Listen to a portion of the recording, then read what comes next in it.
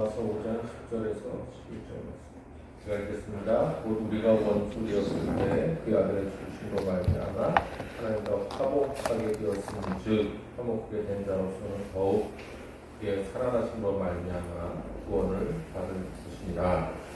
뿐 아니라 이제 우리로 화목케 하신 우리 주 예수 그리스도로 말미암아 하나님 안에서 또한 즐거워하느니라. 아멘. 제가 오늘부터 10주에 걸쳐서 신앙이 무엇인지에 대해서 말씀을 전하려고 합니다.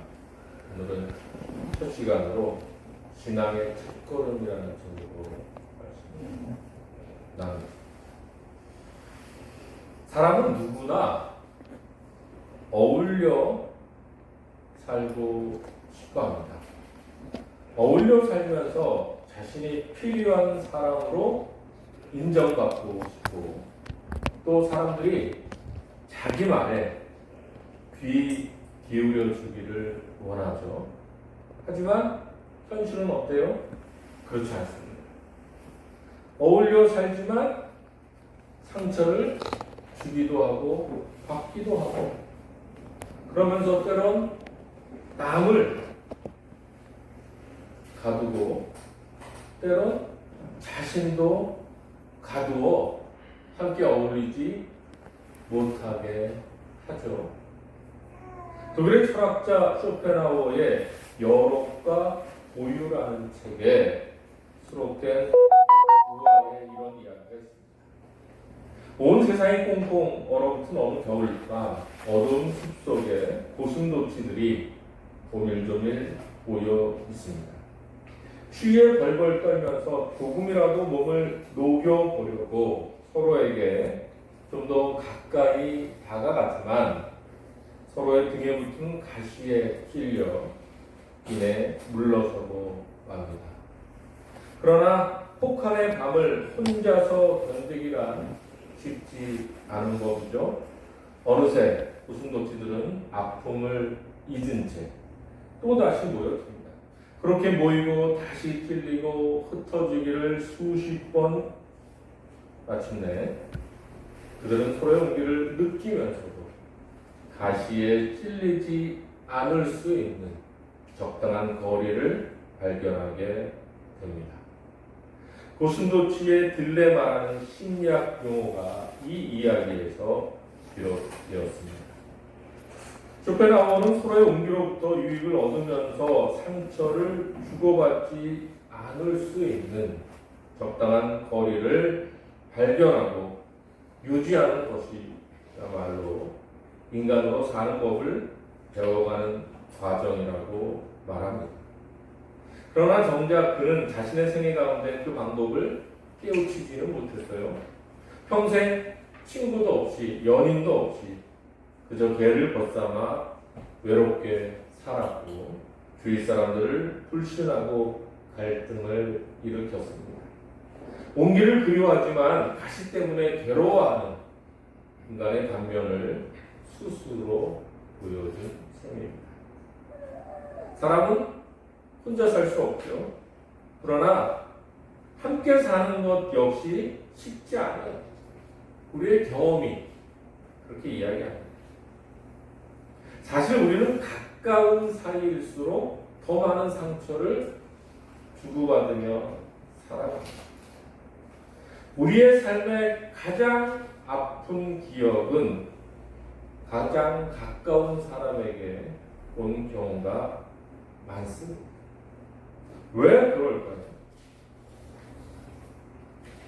창세기 1장 26절에서 27절을 보면 하나님이 이르시되 우리의 형상을 따라 우리의 모양대로 우리가 사람을 만들고 그들로 바다의 물고기와 하늘의 새와 가축과 온 땅과 땅에 기는 모든 것을 다스리게 하자 하시고 하나님이 자기 형상으로 하나님의 형상대로 사람을 창조하시되 남자와 여자를 창조하시고 말씀합니다.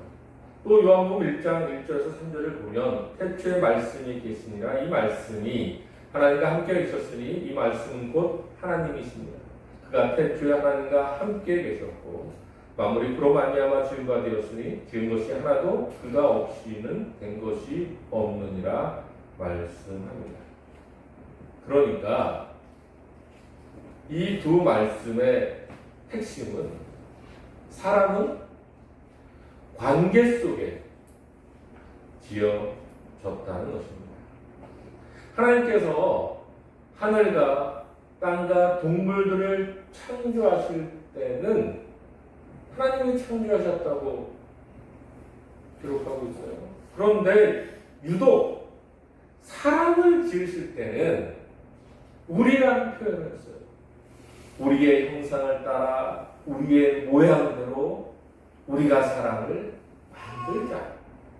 이때 우리는 성삼위 하나님을 말하는 거죠.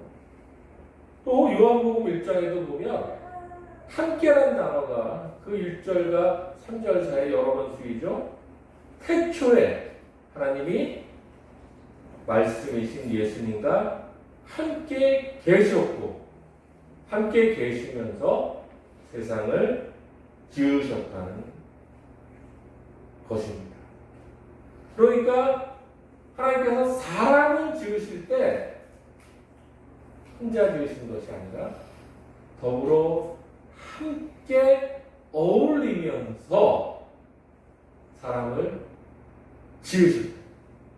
하늘과 땅, 동물을 창조하실 때는 그렇지 않았는데 유독 사람을 지으실 때는 관계 속에서 지으셨다는 거죠. 그리고 창세기 2장 18절에 보면 여호와 하나님이 이르시되 사람이 혼자 사는 것이 좋지 아니하니 내가 그를 위하여 돕는 벽돌을 지으리라 말씀합니다. 삼위일체 하나님께서 함께 더불어 지으신 사람이 또 혼자 있는 것이 좋지 않다는 거예요. 창조하실 때 모든 것이 좋으셨어요. 보기에 좋으셨어요. 그러나 유독 하나 사람이 혼자 있는 것이 좋지 않으셔서 그 사람이 함께 어울려 살도록 그를 돕는 배필을 지으셨다는 거예요. 그러니까 사람은 관계 속에서 지어졌죠. 또 그렇게 지음받은 사람이 관계 속에서 살아가도록 하셨다는 거예요. 그래서 유명한 유대 철학자 마르틴 부퍼는 태초에 관계가 있느니라 이렇게 이야기합니다. 그런데 관계 속에 지어지고 관계 속에서 살아가도록 창조된 사람이 죄를 범하고 하나님의 말씀에 불순종함으로 그 관계가 깨어진 것입니다. 창세기 2장 이하를 보면 하나님께서 아담과 하와를 지으시고 에덴 동산에 두시며 모든 것을 허락하셨어요. 그런데 동산 중앙에 있는 선악을 알게 하는 나무의 열매만 먹지 말라고 하셨어요. 그런데 아담과 하와가 사단의 유혹을 받죠. 그래서 하나님처럼 되고자 하는 욕심이 생겼어요. 그러더니 결국 말씀에 불순종하고 죄를 범하고 후에 서로 탓하며 죄의 책임을 미루고 있게 된 거죠. 그로 인해서 하나님과의 관계가 깨어졌고 사람들과의 관계도 깨어진 것입니다. 그리고 그 후 아담과 하와의 두 아들 가인과 아벨 역시 형제간의 살인까지 벌어지게 된 거죠. 관계 속에서 지으시고 관계 속에 살아가도록 창조된 사람이 결국 죄 때문에 모든 관계가 깨어지게 되고 형제가 형제를 살인하는 일까지 벌어집니다.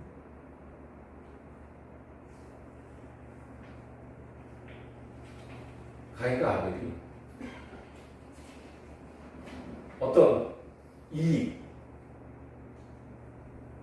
먹거리라든지 재산이라든지 혹은 명예라든지 뭐 그런 거 갖고 다투다가 화가 나가고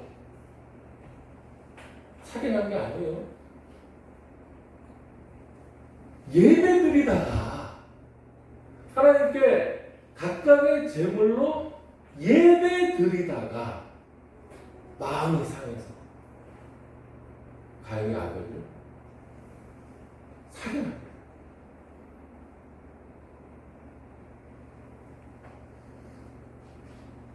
그래서 그런지 교회에서 싸우면 더 심하게 싸운다.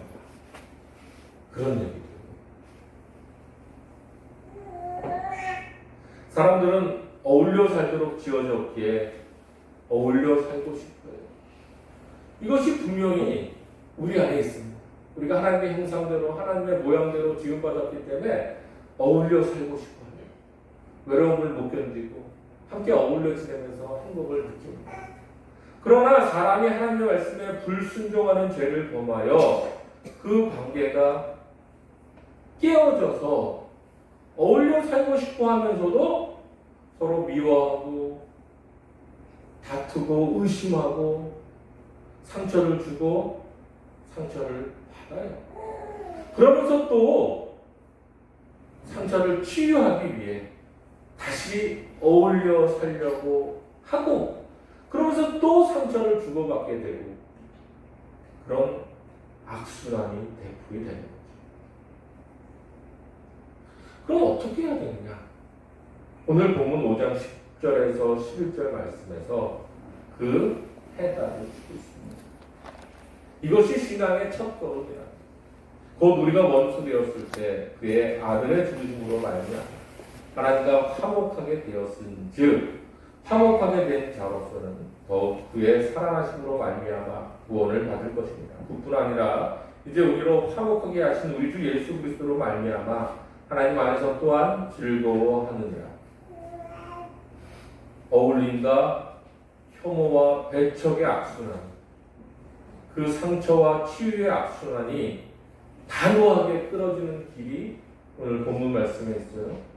하나님께서 예수 그리스도를 십자가에 못 박혀 죽게 하심으로 모든 깨어진 관계가 회복되고 치유되고 그래서 하나님과 화목하게 하시고 하나님 안에서 화목하게 된 자는 즐거워할 수 있다는 것입니다. 여러분 이것이 구원이에요. 이것이 신앙의 출발점입니다. 예수님을 믿고 그의 몸된 교회를 다니고 그래서 구원받은 그리스도인으로 사는 삶이 바로 이것입니다. 좀 헷갈릴 수 있어요. 우리가 예수님을 믿고 그의 몸된 교회를 다니고 그래서 구원받은 그리스도인으로 사는 삶이 살아서 형통한 복을 죽어서도 천국 가는 것이라고 생각할 수 있어요. 하지만 형통한 복을 받는 과정에 늘 고난과 역경이 있어요. 그래서 형통한 복까지 누리지 못하고 그 고난과 역경 때문에 주저앉는 경우가 많죠. 그래서 온전한 신앙의 기쁨을 누리지 못하고 방황하거나 패배할 때가 있습니다. 또 예수를 믿는다는 것. 저 사람 예수 믿었더니 달라졌어. 이런 이야기를 듣게 되죠. 그리스도 안에서 새로운 피조물로 거듭났다는 것이 예수를 믿고 그의 몸된 교회를 다니고 그래서 구원받은 그리스도인으로서 사는 모습이기도 분명합니다. 하지만 우리는 연약해요. 때로는 넘어지고 쓰러지죠. 구습으로 돌아갈 때가 있다는 거예요. 아니라 착하게 산다고 해서 천국 가는 건 아니에요. 착하게 사는 사람이 천국 갈 수 있지만 착하게 살아야 천국 가는 건 아니라는 거예요. 또 교회 일꾼이 되고 사역자가 되어 어디서든지 복음을 증거하는 삶을 사는 것이 그리스도인으로 사는 삶이라고 이야기할 수 있죠. 하지만 일꾼으로 사역으로 살다가 복음을 증거하다가 오해를 받잖아요. 예수님은 오해 정도가 아니라 박해를 받으셨어요. 그래서 우리도 주의 몸된 교회 일꾼으로 사역자로 핍박을 받을 때가 있어요. 그러면서 회의가 들어요. 그냥 나도 믿는 사람들 속에 묻혀 있는 둥 마는 둥 하는 것이 더 나을지 모르겠다 고민을 하며 일꾼으로 삼 사역자의 삶을 포기할 때가 많다는 거죠. 그러다 보면 결국 예수 믿고 그의 몸된 교회를 다니고 그래서 구원받은 그리스도인으로 사는 삶과 그렇지 않은 모습이 도대체 뭐가 다른지 헷갈리기 시작한다. 분명 복음을 증거하는 자로서의 삶을 사는 직분을 받고 일꾼으로 어떤 역할을 잘 감당하는 것도 신앙의 큰 부분이죠. 아니 예수 믿었더니 달라졌어. 말도 행동도 달라졌어. 그럼 칭찬을 인정을 받아야죠. 예수 믿어서 실패를 거듭해서는 되겠어요? 형통하고 늘 승리하는 삶을 살아야 하는 거죠. 그러나 그거는 뿌리에서 출발한 열매고 잎이고 가지일 뿐이라. 여러분 맛있는 열매가 또 무성한 잎이 단단한 가지가 있는 나무가 뿌리가 병들잖아요. 그럼 어떻게 돼요? 열매도 잎도 가지도 시들고 떨어지고 말라. 그러니까 우리가 사역자로서의 삶, 형통한 삶, 달라진 삶은 오직 어디에서부터 출발하는 거고요? 하나님과의 관계에서부터 출발한다는 거예요. 그래서 구원이 뭐냐? 구원은 하나님과의 깨어진 관계가 회복되어 하나님과 화목하는 것입니다. 그것이 신앙의 출발점이라는 거예요.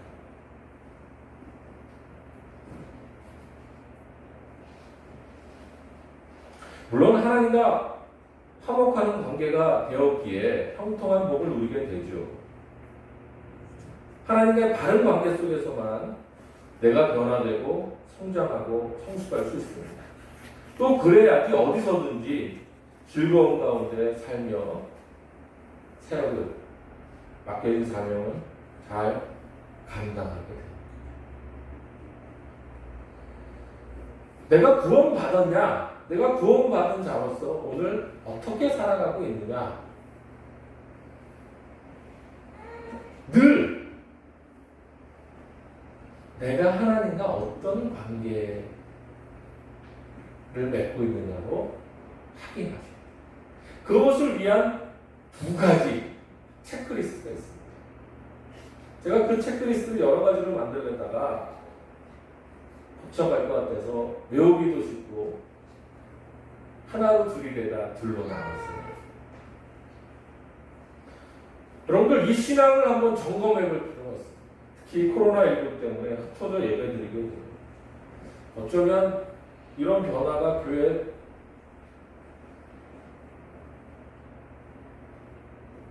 또 다른 모습으로 정착할까봐 염려도 되지만 우리가 신앙의 본질을 회복하고 그 뿌리를 잘 가꾸고 있다면 사실은 그건 별 문제가 안 되는 거죠. 그래서 이 체크리스트를 여러분이 늘 확인해야 돼요.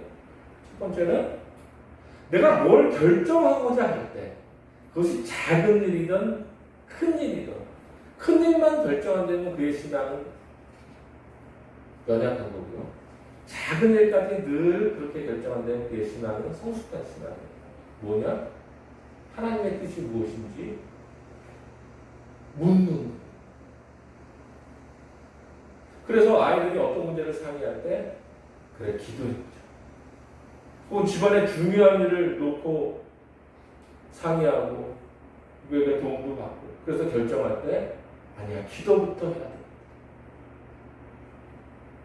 이것이 내가 구원받은 사람으로서의 가장 출발이 된다.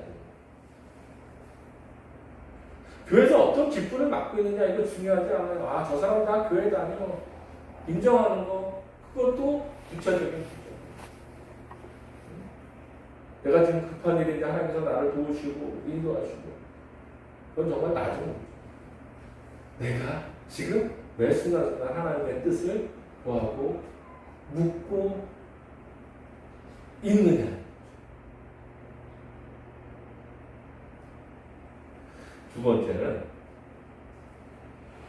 내가 뭐 일주일에 혹은 한 달에 근데 그것도 신앙이지만 그건 정말 연약한 신앙. 매일 내가 단 한 번이라도 기도하는 시간이 그냥 성경 한 구절 아니 그에 대한 해석이든 설교든 책이든 뭐든 말씀에 귀 기울이느냐를 체크하세요. 그런 삶이 결국은 주의 몸된 교회라는 공동체를 이루어가게 되고 그리스도로 세상에서 형통한 삶, 변화된 삶, 일꾼으로서의 삶을 살게 한다는 것입니다. 오늘 여러 가지 말씀들을 나눴고 또 앞으로 10주에 걸쳐서 반복해서 저는 더 강조하고 다시 한번 강조하면서 말씀을 드리겠지만 여러분 내가 구원 받았다면 하나님과의 관계가 어떤 관계인지 늘 체크하시라. 내가 뭘 결정할 때 누구를 가장 의지하느냐. 내가 매일 단 몇 초, 단 몇 분이라도 말씀과 기도로 하나님과 교제하고 있는 그런 저와 여러분들이 되시기를 주님의 이름으로 축원드립니다. 기도하겠습니다. 아버지 하나님, 어려운 때 본질을, 어려운 때 기본을 다시 확인함으로 어려움이 도리어 유익이 되고 성장과 성숙의 계기가 되게 하여 주옵소서. 그러기 위해서 신앙의 첫 출발점이 무엇인지 다시 한번 돌아다보고 하나님과 어떤 관계를 맺고 있는지 내가 무엇을 결정할 때 누구를 의지하고 내가 하나님의 말씀에 귀 기울이고 하나님과 두 손 들어 기도하고 있는지 돌아다보는 저희들이 되게 하여 주옵소서. 이런 일들을 통해서 다시금 신앙의 기초를 가지고 교회를 든든히 세워가는 우리 모두가 되게 하여 주옵소서. 예수 그리스도 이름으로 기도드립니다. 아멘.